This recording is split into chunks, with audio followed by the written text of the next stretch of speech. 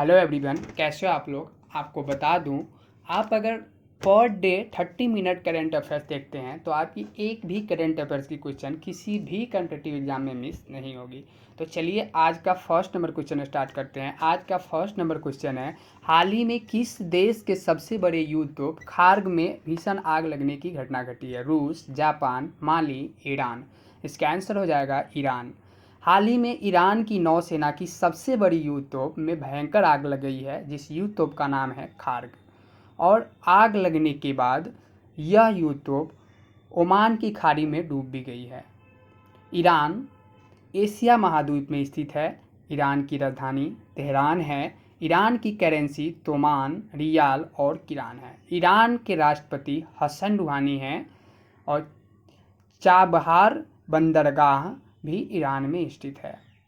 Iran की सबसे लंबी नदी करून नदी है। ईरान की सबसे बड़ी झील उर्मिला झील है। तो फर्स्ट नंबर क्वेश्चन से आप इतना जानकारी पाते हैं। तो चलिए आज का सेकेंड नंबर हम क्वेश्चन स्टार्ट करते हैं। तो आज का सेकेंड नंबर क्वेश्चन है, संयुक्त राष्ट्र रूसी भाषा दिवस रशियन लैंग्वेज डे कब मनाया गया है? 7 जून, 8 जून, 5 जून और 6 जून। तो इसका आंसर हो जाएगा 6 जून।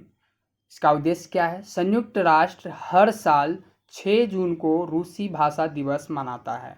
यह दिवस अलेक्जेंडर पुशिकिन के जन्म दिवस के उपलक्ष्य में मनाया जाता है। वह एक रूसी कवि थे और उन्हें आधुनिक रूसी साहित्य का जनक माना जाता है। रूसी भाषा संयुक्त राष्ट्र की 6 आधिकारिक भाषाओं में से एक है। चलिए कौन 6 आधिकारिक भाषाओं को हम जानते हैं और कब मनाई जाती हैं। अरबी भाषा दिवस फर्स्ट नंबर है, जो 18 दिसंबर को मनाई जाती है। चीनी भाषा दिवस 20 अप्रैल को मनाई जाती है। अंग्रेजी भाषा दिवस 23 अप्रैल को मनाई जाती है। फ्रेंच भाषा दिवस 20 मार्च को मनाई जाती है। रूसी भाषा दिवस 6 जून और स्पेनिश भाषा दिवस 23 अप्रैल को मनाई जाती है। यूएनए से महत्वपूर्ण जानकारी मिलता है कुछ। संयुक्त राष्ट्र संघ यूएनए में पहले महासचिव जो थे वो थे ट्रिग्विली, जो नॉर्वे के थे। संयुक्त राष्ट्र संघ में वर्तमान में महासचिव जो है एंटोनियो गुटेरेस, पुर्तगाल के हैं। संयुक्त राष्ट्र संघ की स्थापना 24 अक्टूबर 1945 में हुई थी। संयुक्त राष्ट्र का सदस्य 1945 में भारत बना और संयुक्त राष्ट्र के वर्तमान सदस्य जो है वो 193 देश है और 193वां देश जो है वह 193वां देश जो है वह है सूडान है। तो इसी के साथ अब हम नेक्स्ट क्वेश्चन की ओर बढ़ते हैं। नेक्स्ट क्वेश्चन है, संजीव कोहली को किस देश में भारतीय राजदूत नियुक्त किया गया है? Serbia, Spain, Netherlands, Denmark. तो इसका आंसर हो जाएगा सर्बिया। संजीव कोहली वर्तमान में तंजानिया में भारत के उच्चायुक्त है। सर्बिया के बारे में जानते हैं कुछ। सर्बिया यूरोप महाद्वीप में स्थित है। सर्बिया की राजधानी बेलग्रेड है। सर्बिया की करेंसी सर्बिया दिनार है। सर्बिया के प्रधानमंत्री जो है वो है एना बार्नबिक। सर्बिया के राष्ट्रपति है अलेक्जेंडर वुसिक। कौन है? चौथा नंबर क्वेश्चन है, किस देश की अंतरिक्ष एजेंसी ने फेग्यून 4B नामक उपग्रह लॉन्च किया है? चीन, रूस, अमेरिका, जापान। तो इसका आंसर हो जाएगा चीन। सैटेलाइट को हिंदी में उपग्रह कहते हैं। ऐसे पिंड जो गुरुत्वाकर्षण बल के प्रभाव में ग्रह यानी प्लैनेट के चारों तरफ चक्कर लगाते रहते हैं या परिक्रमा करते रहते हैं, उसे उपग्रह कहते हैं। उपग्रह 2 प्रकार की होती है, प्राकृतिक उपग्रह नेचुरल सैटेलाइट और कृत्रिम उपग्रह आर्टिफिशियल सैटेलाइट। चीन की स्पेस एजेंसी CNSA ने नई पीढ़ी की मौसम संबंधित उपग्रह फेग्यून 4B को सफलतापूर्वक लॉन्च किया है। इस उपग्रह का उपयोग मौसम विश्लेषण, पर्यावरण और आपदा निगरानी के क्षेत्रों के लिए किया जाएगा। और इस सैटेलाइट को लॉन्च मार्च 3B रॉकेट से सिचुआन प्रांत के जिचान सैटेलाइट लॉन्च सेंटर से इसको क्या किया गया है? लॉन्च की गई है। तो चलिए इसके बारे में और थोड़ा सा नेक्स्ट पॉइंट हम जानते हैं कुछ अदर कंट्री के फेमस स्पेस एजेंसी के बारे में। तो टॉप 5 देश की स्पेस एजेंसी का पहला नाम है वियतनाम की स्पेस एजेंसी का नाम है वियतनाम नेशनल स्पेस सेंटर, जिसका शॉर्टकट में नाम है VNSC। अमेरिका की स्पेस एजेंसी का नाम है नासा NASA। भारत की स्पेस एजेंसी का नाम है ISRO। और रूस की स्पेस एजेंसी का नाम है रोसकोसमोस। और जापान की स्पेस एजेंसी का नाम है JAXA। चलिए अगला नेक्स्ट क्वेश्चन देखते हैं। विश्व पर्यावरण दिवस वर्ल्ड इन्वायरमेंटल डे कब मनाया गया है? 2 जून, 3 जून, 4 जून, 5 जून। 5 जून आंसर इसका क्या हो जाएगा? 5 जून। इसका उद्देश्य क्या है? विश्व पर्यावरण दिवस मनाने का मुख्य उद्देश्य है दुनिया भर में लोगों के बीच पर्यावरण प्रदूषण, जलवायु परिवर्तन, ग्रीन हाउस से प्रभाव, global warming, black hole infect आदि मुद्दों और उससे होने वाली विभिन्न समस्याओं के प्रति सामान्य लोगों को जागरूक करना और पर्यावरण की रक्षा के लिए उन्हें प्रेरित करना। विश्व पर्यावरण दिवस 2021 का थीम है पारिस्थितिकी तंत्र की बहाली। चलिए मई महीने के कुछ इम्पोर्टेंट डे को जान लेते हैं। अंतर्राष्ट्रीय व्रत दिवस कब मनाई गई थी? 6 मई। थीम क्या था? You are beautiful just the way you are, no need to worry about that. Rabindranath Tagore की जयंती 7 मई को मनाई गई थी। विश्व थैलेसेमिया दिवस वर्ल्ड थैलेसेमिया डे 8 मई को मनाई गई थी। इसका थीम था addressing health inequalities across the global thalassaemia community.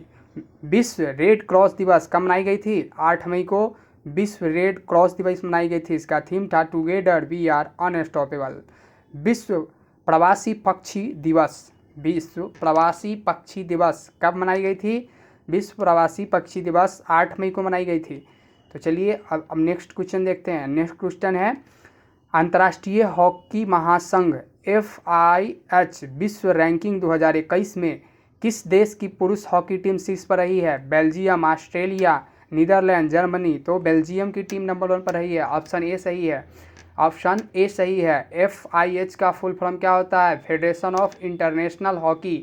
Federation of international hockey या इंटरनेशनल हॉकी फेडरेशन, दोनों बोल सकते हैं।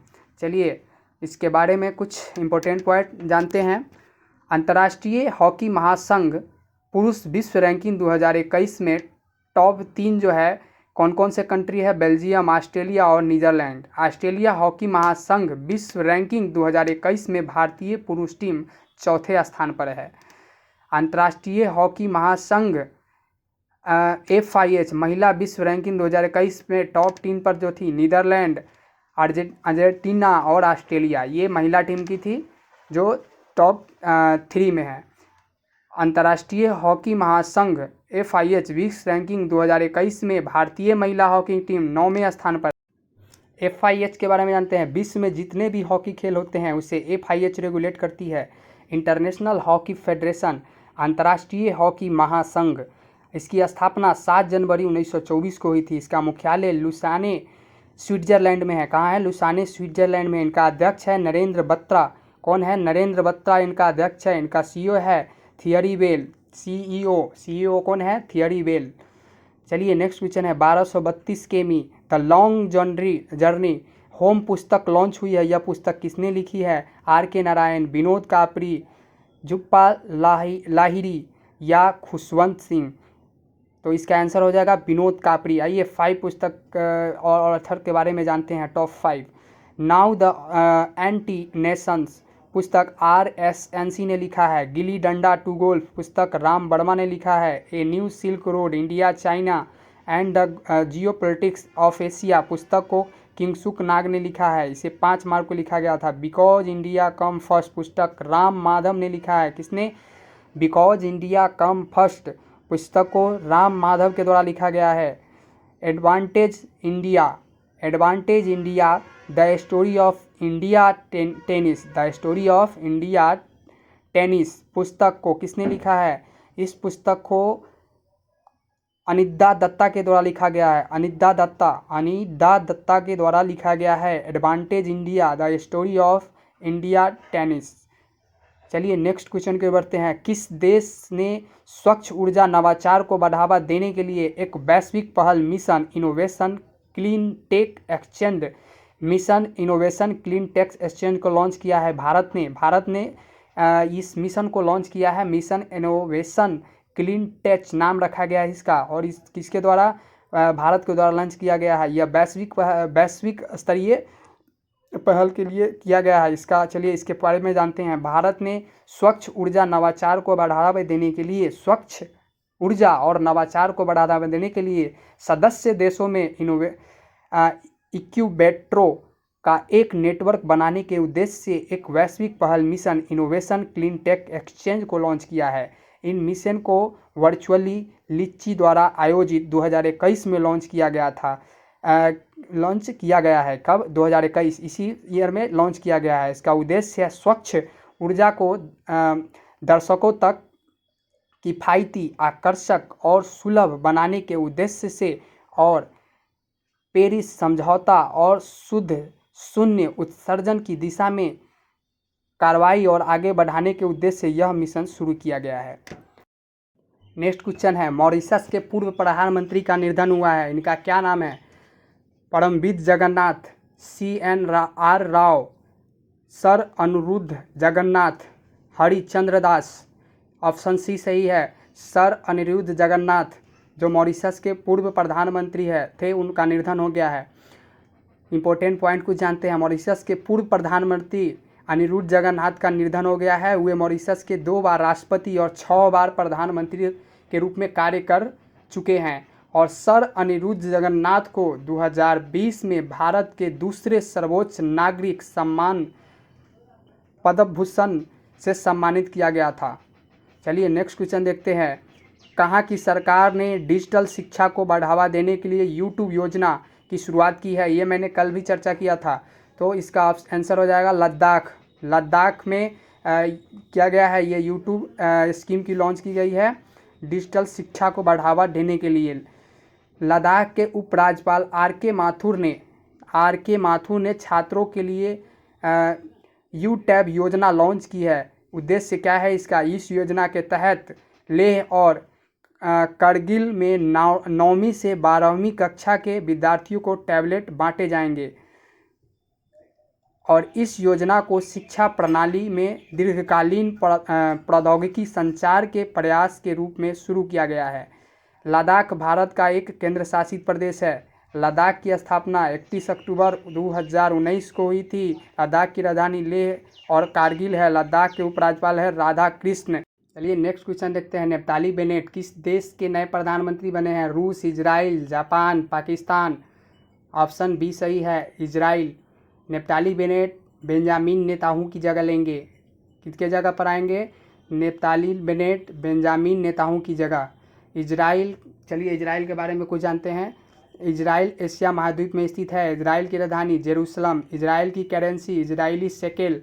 इजराइल के प्रधानमंत्री नेफ्ताली बेनेट। इजराइल के राष्ट्रपति इसाक हर्जोग। इजराइल की संसद का नाम नेसेट। इजराइल की सबसे लंबी नदी जॉर्डन नदी। इजराइल की सबसे लंबी पर्वत श्रृंखला कौन सी है? माउंट हेर्मोन इजराइल की सबसे लंबी पर्वत श्रृंखला है। शाब्दिक यहूदियों का देश इजराइल है। चलिए लास्ट क्वेश्चन देखते हैं। त्रिपुरा के नए मुख्य सचिव चीफ सेक्रेटरी कौन बने हैं? आलोक कुमार, मनोज कुमार, त्रिपुरारी शरण और रमेश सुप्पी। तो इसका आंसर हो जाएगा ए, आलोक कुमार मनोज कुमार की जगह लेंगे। आलोक कुमार किसके जगह बनेंगे? मनोज कुमार की जगह बनेंगे। चलिए त्रिपुरा के बारे में जानते हैं। त्रिपुरा राज्य की स्थापना 21 जनवरी 1972 को हुई थी। त्रिपुरा की राजधानी अगरतला है। त्रिपुरा के मुख्यमंत्री बिप्लब कुमार देब, जो बीजेपी पार्टी के हैं। त्रिपुरा के गवर्नर रमेश बैस है। त्रिपुरा के उच्च न्यायालय के मुख्य न्यायाधीश अब्दुल हामिद कुरैशी है। त्रिपुरा के 2 पड़ोसी राज्य असम, मिजोरम। त्रिपुरा के एक पड़ोसी देश कौन सा है? बांग्लादेश। त्रिपुरा में लोकसभा सीट 2 लोकसभा सीट है, राज्यसभा सीट 1 है और विधानसभा सीट 60 है, यानी 16। त्रिपुरा के हवाई अड्डा।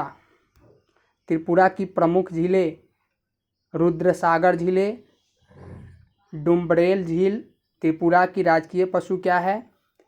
फेरिज पर्न वानर। फेरिज पर्न वानर। त्रिपुरा का राजकीय पेड़ है अगार। त्रिपुरा का राजकीय पक्षी फेरी ब्लूबर्ड। फेरी ब्लूबर्ड है त्रिपुरा का राजकीय पक्षी। कौन सा भारतीय राज्य 3 ओर से बांग्लादेश की सीमाओं से घिरा हुआ है? तो वो त्रिपुरा है। त्रिपुरा 3 ओर से सीमाओं से घिरा हुआ है। चलिए, कर्क रेखा भारत के त्रिपुरा राज्य से होकर गुजरती है और कर्क रेखा वैसे भारत की 8 राज्यों से होकर गुजरती है। तो 8 राज्यों का नाम आपको बताते हैं: गुजरात, राजस्थान, मध्य प्रदेश, छत्तीसगढ़, झारखंड, पश्चिम बंगाल, त्रिपुरा और मिजोरम। तो 8 राज्य को नाम एक बार और फिर से सुन लीजिए। 8 नाम है: गुजरात, राजस्थान, मध्य प्रदेश, छत्तीसगढ़, झारखंड, पश्चिम बंगाल, त्रिपुरा और मिजोरम। ये 8 राज्य से होकर गिरती है। तो इसी के साथ ये लास्ट क्वेश्चन था। अच्छा लगा तो वीडियो को शेयर कीजिए।